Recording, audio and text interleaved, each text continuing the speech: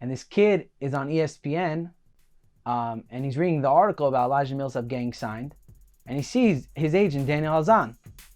So after class, he comes up to me, he's like, "Is this you?" I was like, "Yeah, this is me."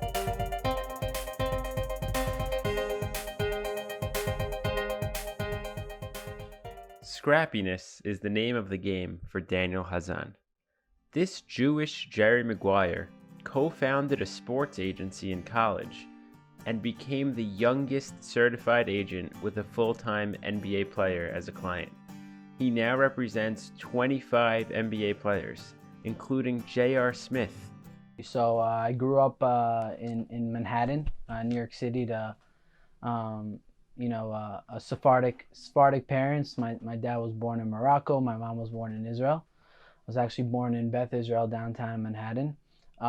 Went to Manhattan Day School for my first years. I actually met my partner first day of first grade. Went to Yeshiva University. And when I was at Yeshiva University, I started my own business out of my dorm room in Washington Heights. Actually went on Shark Tank. What was this business? So it was advertisements on coffee cups.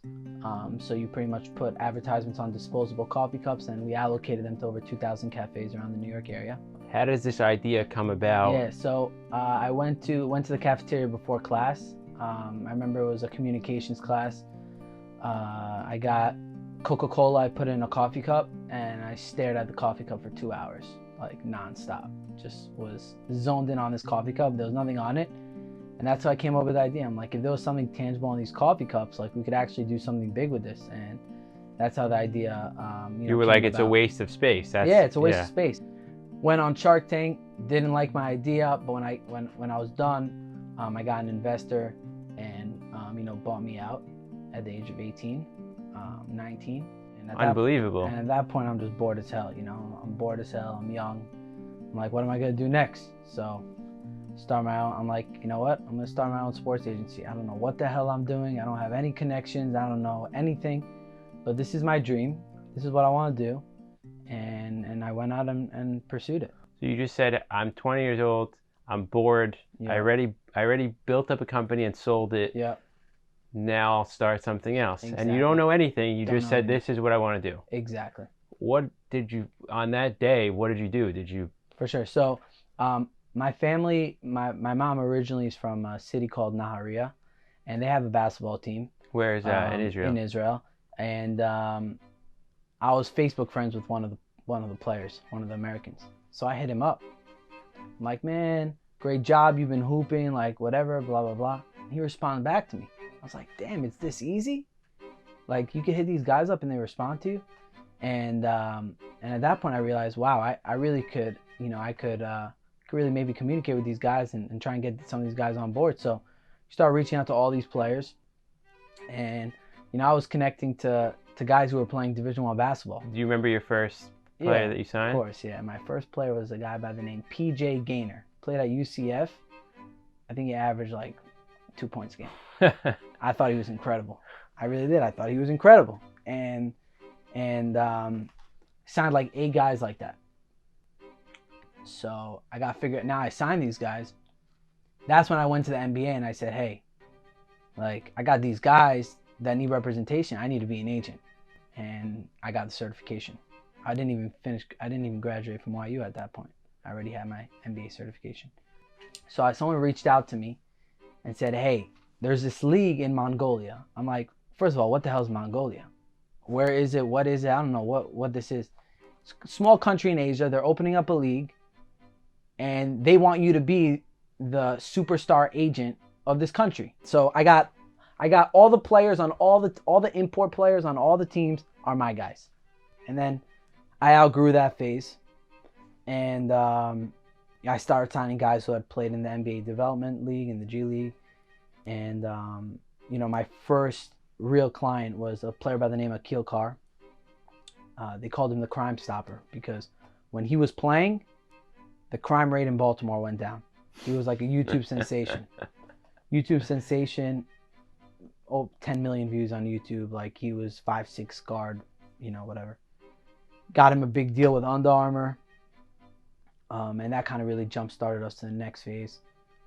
We signed a player by the name Elijah Millsap. How did you get Elijah Millsap? So How'd you meet him? So I met this this coach. Her name was Coach May. This woman, she was incredible. She was a huge supporter of me at who I was as a person, and she knew Elijah Millsap and connected me with Elijah. And we sat down. We met in New York. At the time, I'd been playing professionally for 6 years, but never in the NBA. And I said, I will get you in the NBA.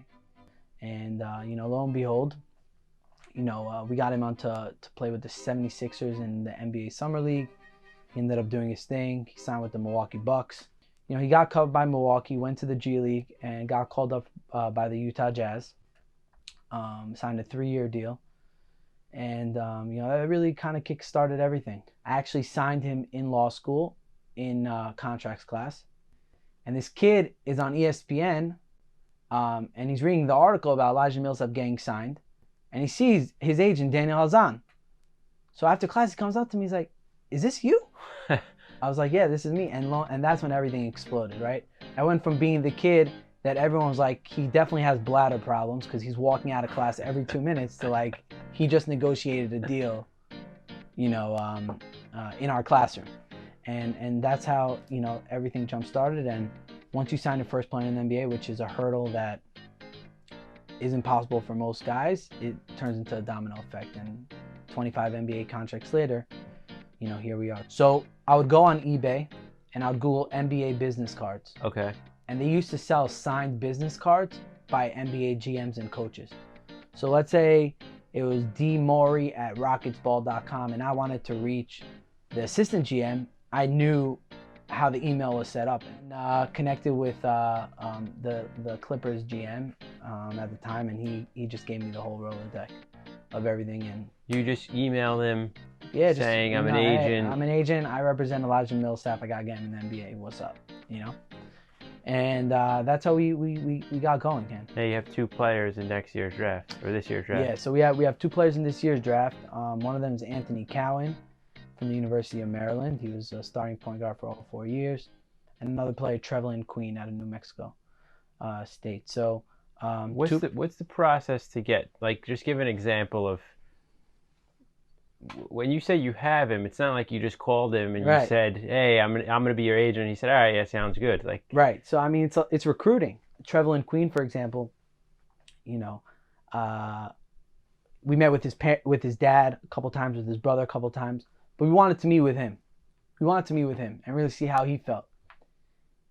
So I text him 10 times. We want to come to the game. We want to meet with you. Blah blah blah. Albuquerque. We're flying into Albuquerque. How'd you get his number? Through his dad. We're flying out. No response. 0 response.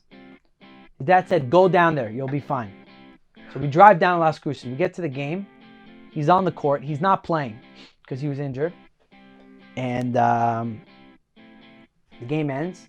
And now we have to figure out a way to find him. Right? I don't know. I got to figure out a way to find him.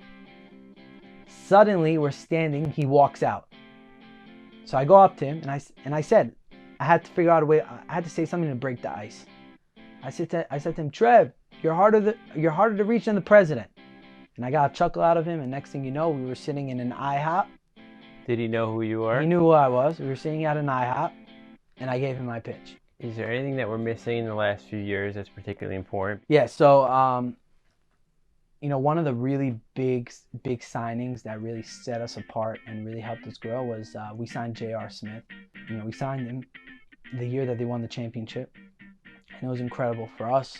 So this is the year he wins the championship. He's running around with no shirt on. Obama's telling him, put a shirt on. And he's not putting a shirt on. So we came up with this idea of creating a shirt of him, of his tattoo, so he felt comfortable in his own skin. Millions of dollars in sales. How did you land JR? So Chris, his brother, Chris Smith, played for the Knicks also. Him and I were very close. I used to go and wait for him outside of the Trump Tower every day. And I said, bro, give me a chance, let me talk to you. And that's how we built a relationship. Chris used to come to my house for Shabbat meals. And I helped him convert. When he was on the Knicks, when Chris was on the Knicks, Amari was learning at the time, wearing tzitzit and doing all that. So he was an influence on him as well. So you, Andrew, and Amari Stoudemire were influences on Chris Smith, J.R. Smith's brother, Yeah. to convert to Judaism. Yeah. How do you adjust your mindset to be at the same level or somewhere where you could relate to him and he could relate to you as like I would say like one of the more complicated public figures out there? For sure. So, I mean, I actually, you'd be surprised. He's one of the best dudes in the league. One of the nicest, one of the smartest people in the league. The motto in the Team Swish family is all news is good news. So, for us, we always looked for a way to get in the news and put a positive twist on his image. So, we did a lot of things from an branding and image standpoint to really change the way people perceived him. So he has a foundation, J.R. Smith Family Youth Foundation. We used to do a lot of events. We had a casino night for his foundation. We have golf outing every single year. We got a New York double-decker bus, and we went around and gave clothing to the homeless. So we've done a lot of things to help change his image, which I think ultimately cultivated to, the J.R. Smith of the Cleveland Cavaliers that you saw. It wasn't the same J.R. Smith when he was on the Knicks. Right. It was a different player. Okay, let's talk about some of the challenges along the way. Yeah, I have to say this year is going to be a struggle for me because the draft this year is going to be on October 16th, which is a Friday night. And as much as I want to, I work all year to be at the draft with my clients, I can't be at the draft this year. And to me, that's like a very down moment. It's like a moment where you're just like, why does it have to be like that? Every year since like 1950, the draft has been on a Thursday night. And this year it's going to be on a Friday night because Donald Trump, I think, is doing some sort of rally in Michigan on Thursday. So ESPN pushed off to Friday. And that sucks. You work all year and you want that moment where, you hear your player's name called and you're there and you dap him up and he goes onto stage and you celebrate, and I can't do that. What separates you from any other NBA agent? For sure, yeah. I'm young, so, I'm 28 years old, so I could connect to the players in a way that most agents can't connect to them. I'm the guy that was playing 2K with Quindary before we went to the NBA draft, right? So, just being able to connect to the players in a way beyond just the basketball court and way beyond just your typical player-agent relationship is something that, really separates us. What have you done wrong over the years? I didn't know the business at all. So, there's a lot of bumps in the road, right? Like all these players that I was signing and paying and investing in were complete waste, because I got nothing out of it. I mean, I could say I got something out of it because it helped me get started and gave me the confidence and the stupid confidence to continue. But I didn't know the business. I didn't know how to recruit. I didn't know what kind of player to recruit. I didn't know what was NBA talent, what wasn't NBA talent. So in that realm, I failed miserably, getting started. And looking back, if I had to do things differently, I would have never recruited those kinds of players, right? Did it help me get to where I got to? It had to have been, right? But at the end of the day, that was the biggest mistake, was just not knowing and identifying talent and just signing anyone who essentially wore a basketball jersey. What does it mean to you to have your parents being immigrants coming here and hustling and you watching them growing up? For sure. I mean, that's where all the motivation comes from. My dad was, working multiple jobs. My mom wasn't working. My dad would work multiple jobs, come home late. I grew up in Manhattan. I had everything I ever needed. Even when they didn't have, they made sure that I never felt that. So naturally I was, motivated to want to be successful myself. You were hungry. I was hungry. I go to Temple, and they're selling different mitzvot and different things you can do at the temple. People are donating $15,000, $20,000, $30,000, and I'm sitting there and I can't even give $20. So I wanted to be that guy, that could give back to the community and impact the community in that way. So that was definitely a motivating factor as well. What drives you? These jerseys. this right here is what drives me every single day. My partner and I, we always laugh that we grind and work just so we could get these jerseys up on the wall.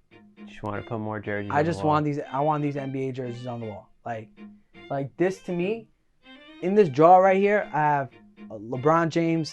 multiple LeBron James signed jerseys. I have game worn Carmelo Anthony jerseys. I have game worn jerseys up the wazoo from NBA players. I have signed Kobe Bryant jersey. I have all that. What's funny is like you're a big sports agent, but yet you still have like that 10-year-old kid in you saying, exactly. I want to get another autograph. Exactly. I'm still that kid. So for me, like that's what, like these are more sentimental to me than any of those big time stars, because like there's a lot of blood, sweat, and tears. Right. A kid in college comes to you and he says, you could tell him one thing. For sure. What would you tell him? Best piece of advice is always put a picture of yourself on your business card. So my business card has a very it's like an old picture of me, obviously, but at least when you look at the business card, you're like, oh, okay, I remember this guy. I remember what this conversation was about.